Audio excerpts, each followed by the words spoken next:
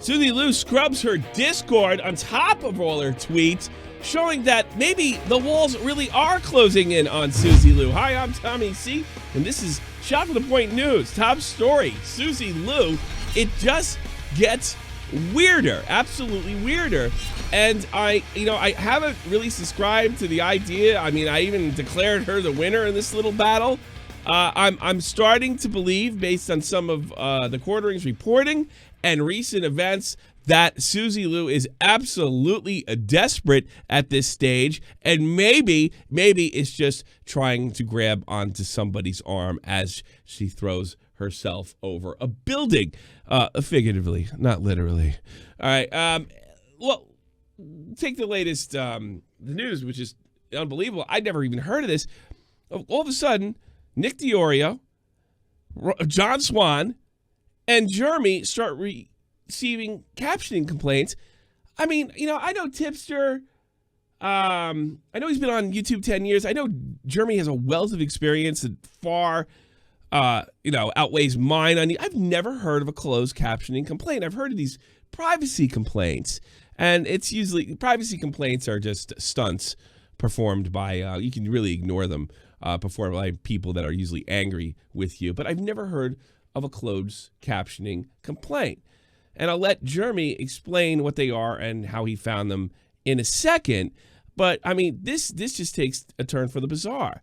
And it makes me think that maybe, just maybe, she is on her last legs. This is desperation. We have reports of a Google employee privately speaking to Jeremy, and apparently he had to prove that he worked there, saying they're looking into it. They're completely confused about this situation, and they'll be investigating not only her, but any potential person that's working for Google that is really protecting her or making her an example of a double standard, one standard for her and one for everybody else. You can make fun of somebody else's forehead and maybe just not hers.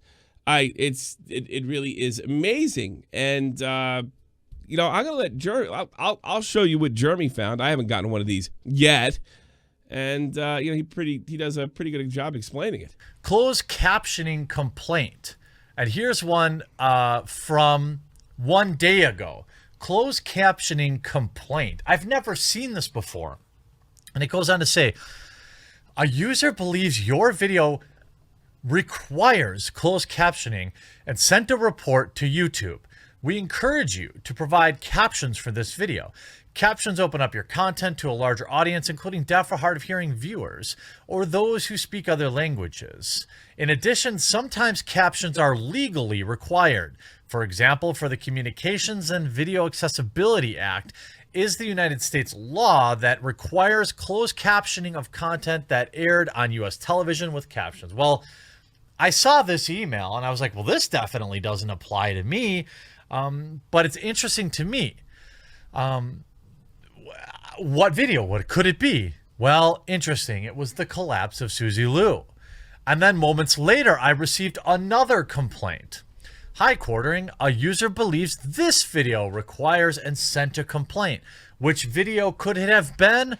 Oh, it was a Suzy Lu video. Now, I know these requirements are in place for Hollywood or for mainstream media, news cycles and television shows. And hey, I would never willingly not want to have closed captions. In fact, if there was a service for me to have them easily, I would do it. Let me know.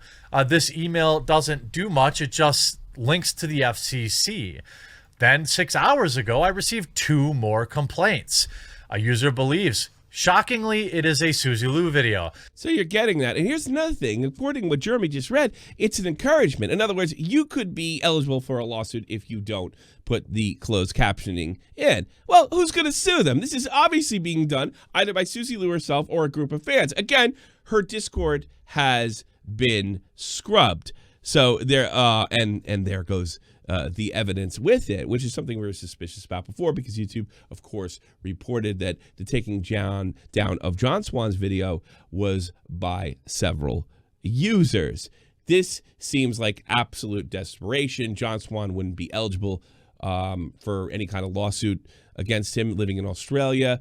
and neither would Nick DeOrio and Jeremy, who are both American, unless they actually have used television content. And I don't know. I have something. I have a feeling if we dug through the FCC, they're talking about like rebroadcasts, which would violate copyright on the platform. I really don't think for a 3-second clip you would have to put closed captioning. This sounds like more of a recommendation to YouTube, and in certain situations you would have to put it in if you were just rebroadcasting somebody else's show, or ABC, NBC, MSNBC, any kind of television show that was put in to YouTube, possibly a movie, and that would make the movie companies already responsible to it. I guess this is an attempt at intimidation, and strangely enough, I was reminded of some of my own drama back in 2016 with, strangely enough, another Scottish YouTuber. They couldn't flag me for doing anything wrong. Of course, nowadays they probably could, because the bullying and harassment thing is so uselessly used now. And they essentially, when I got picked up by Keemstar and to be a part of Beta, there was a lot of jealousy that went around with a lot of much bigger YouTubers than me. And, the strikes, content I had warranted a strike. I was able to deflect all copyright complaints. I started getting these little privacy complaints. Yeah. And it to me, I remember when I got them and I was taught how to deal with them, I started to realize that this person is getting desperate and just doing anything to bring me down. And of course, that was sort of the beginning of the end of this drama that I was having with this individual YouTuber. And it marked the end. And that's what it looks like here. I mean, it almost looks like, she's trying to, take somebody off the cliff with her, because all these companies apparently have been notified by YouTube fans, Quartering fans, Nicholas DeOrio fans,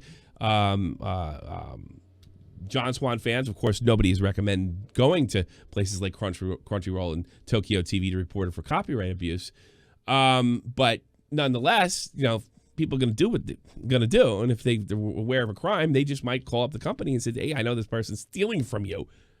And not only is this person stealing from you, I'm mad because she's harassing and trying to flag down or take away the platform of my favorite YouTuber. I mean, Suzy, how does this end for you?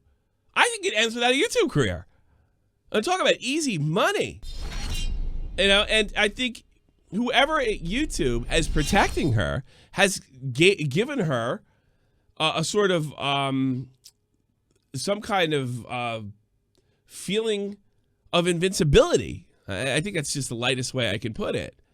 And I could do whatever I want. I can gloat when people get strikes. I can do whatever I want because, I got this person in London that is watching my every move. And, well, if Jeremy's right, unless he's getting trolled, people are probably going to try to find out who's protecting you and applying this ridiculous double standard. It really is it's incredible. A closed captioning complaint? Now, let's check this out right here. Wow, captioning's issue. Yeah, I guess you can do that. Here it is. That's wild. And then, of course, the Discord goes down the next day. Yeah, Suzy, I think you're up to something. You're the most hated person on YouTube. You're bleeding subs. Your reputation is utterly destroyed. Like I told you a year ago would happen on Augie RFC. Took a little longer than I thought, but it happened. I was right. Well, and this is one of these things that unites. That was kind of what I was warning her about. I mean, this is one of the things that unites. We can't stand Jeremy. And shot from the point land. But we're all going to protect fair use, whether we hate each other's guts or not. We're all going to look out for each other. We're going to all, the fair use is freedom of speech. We're going to protect it. We're going to protect what's ours, what we believe in, our livelihoods. And at the same time, you're going to sit there and openly steal, and try to take us down for pointing out that you're stealing. Fair use isn't stealing.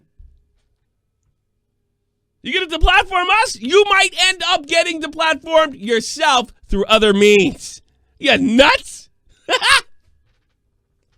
That's really crazy. All right. tonight on Shot for the Point, 3 p.m. Eastern Standard Time, right here on Tommy C's SFTP. We go live. We'll be talking about the drama on YouTube. That'll be today and Thursday. And Thursday, we close out our week. Make sure you check out some of the other podcasts on this channel that we have done. And that's all I've got for you. I guess besides Suzy Lou's ginormous